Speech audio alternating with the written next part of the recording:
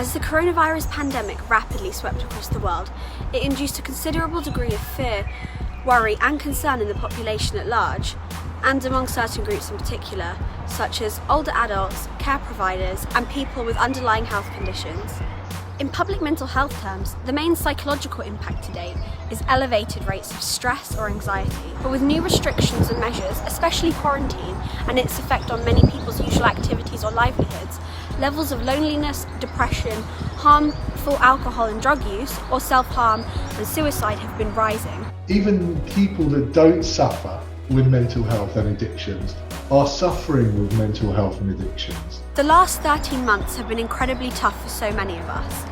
And a survey conducted by Young Minds found that 80% of young people felt the pandemic has made their mental health worse. And with wait times for therapy at an all-time high, many people are using alternative means to seek the help and support they need. We're the largest addiction advisory service in the country, and we have many people that call us, they want the help, they can't get it on the NHS, and when you can't get it on the NHS, your options are limited, your options then move to private.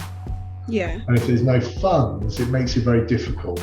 Throughout lockdown, discussions about mental health have become a central feature on TikTok, with many, including therapists, gravitating towards the platform to offer support to those trying to cope with symptoms made worse by isolation.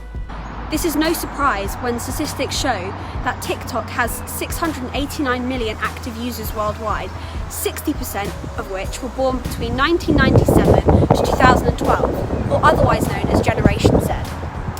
And it turns out that they are seeking support and help through therapy TikToks.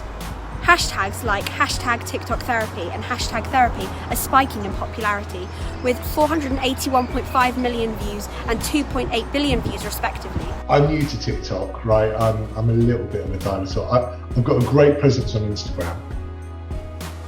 But we're recently finding out that we need to start hanging out where our audience are. So we're actually working with quite a lot of TikTok influencers in mental health and addiction. There are countless videos offering advice and sharing experiences from people suffering with their mental health. But now we're also seeing a rise in qualified therapists and psychologists turning to the app to offer specialist advice. But is this content actually helpful, or does it have the potential to be harmful? Is seeking help via a 60-second video a good idea?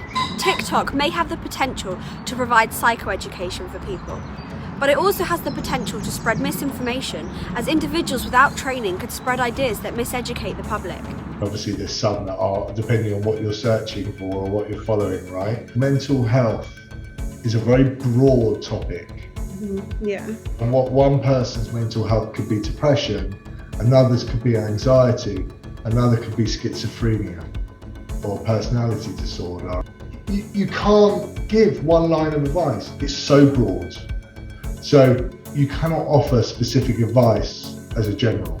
I think they need to be very careful if they're giving advice, especially if they're not trained to. I could give you 100 reasons why TikTok's great. I could give you 100 reasons why TikTok's not.